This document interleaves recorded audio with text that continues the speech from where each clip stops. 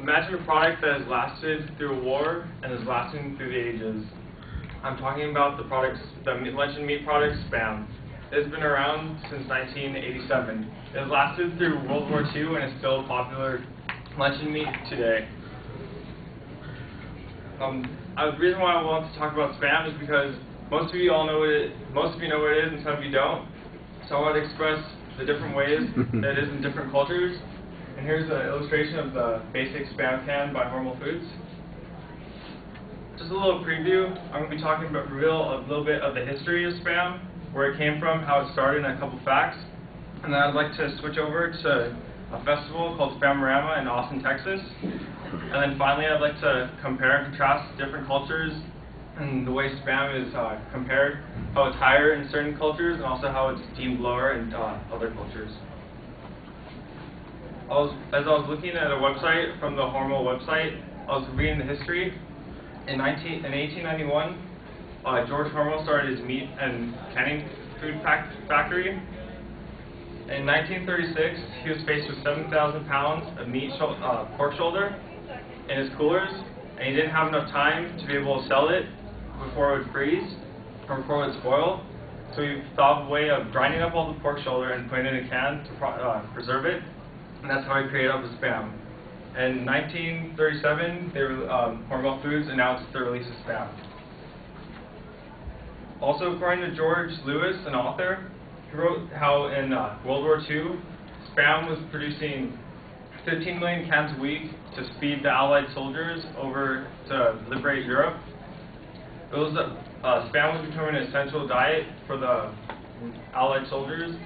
It was a staple crop for them. And also, back in the United States, Spam was becoming the all-American food, so it was a patriotic food. So people back east, or back in the United States, would buy Spam to show that their patriotism.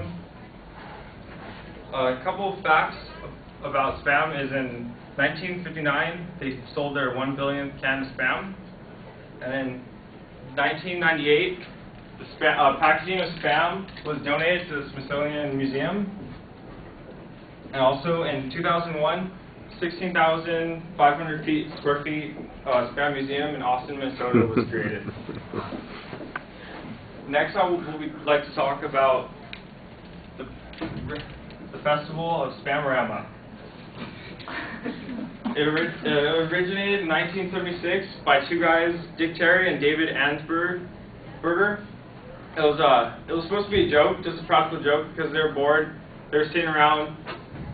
Dick was talking to David how they were talking about chili cook-offs and how they're just becoming so common and it was so easy. David told Dick, "Why is everyone doing chili cook-offs? It's so easy. Anyone can make chili." So they decided, hey, you know what? You know what would be really hard? We'd be able to make Spam taste good. So they decided to make a Spam festival called Spam-orama, and it was to be held on April Fool's Day as a joke. However, Spam-orama has taken off now, and now has been going from 1976 all the way to 2010. And according to the Daily Texan, author Dan Kleiner was writing about how Spam-orama was kicked off. It's actually kicked off like the Olympics. Someone in New York City runs a torch that has a can of Spam on top of it all the way to Austin, Texas. Yeah, they literally take. So there's a girl, and they trade it off just like the Olympics, but they run all the way from New York City to Austin, Texas. And Spam-orama, it's kind of like a carnival. They have lots of different festivals that have the Spam eating contest.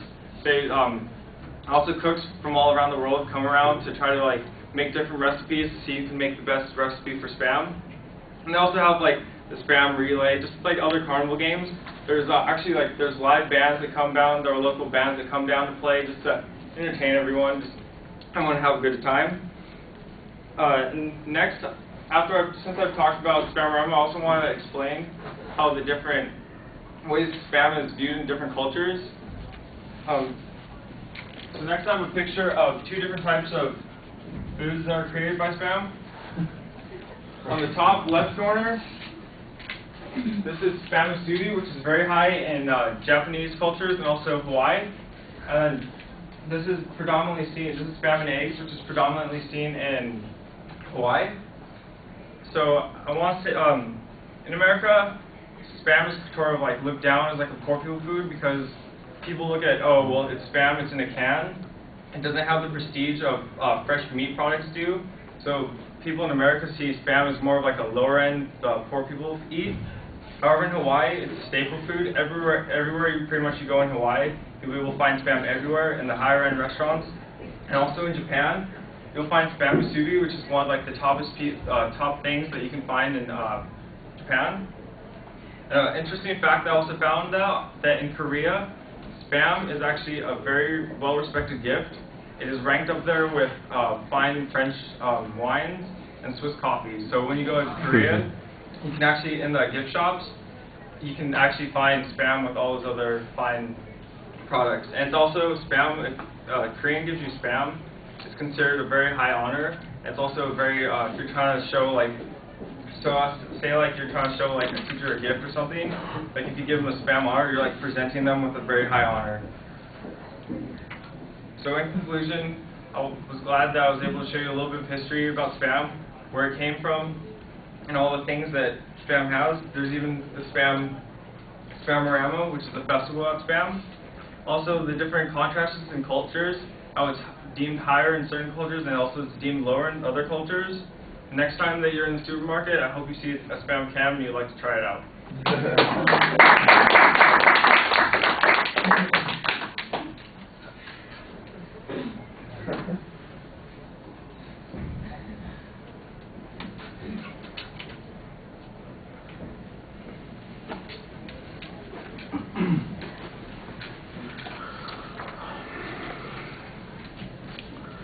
All right, Andy, what did you think? I thought you had a great thesis, and you had three main topic sentences presented to us, which included the history, the content, and the culture of spam. And you had good citations on your facts. It seems like you practiced several times because you made eye contact with us virtually the whole time, and you had clean transitions. Your visuals were easy and simple and large, and not too much detail, and it was used appropriately relative to your subject. And you made it really interesting, and you included some humor to make us relate and draw us in more. And you had a great conclusion tying up all your body paragraphs. And however, a few times you talked a little bit too fast, and you seemed to stumble on your words. And occasionally you would say or you would pause abruptly, and it would kind of stop your smooth flow. Otherwise, I think you did really good. All right, well, that's very thorough. I appreciate the effort that you put into that, Andy. I thought that the presentation, remember we're not emphasizing that right now, was not that problematic. Mostly it's just a sense of getting comfortable, and most of the time you seemed pretty comfortable while you were speaking to us. You're looking at us for the most part, so I didn't see any big problems there. Right in the introduction, you had a reference to when spam was created in the last Civil War. I think you got the number wrong, so when you watch back, double check, because it sounded like you said 1987, and I'm going, that can't possibly be right, because I know I ate spam when I was in the Boy Scouts back in the 70s, so I know it's been around a long time. I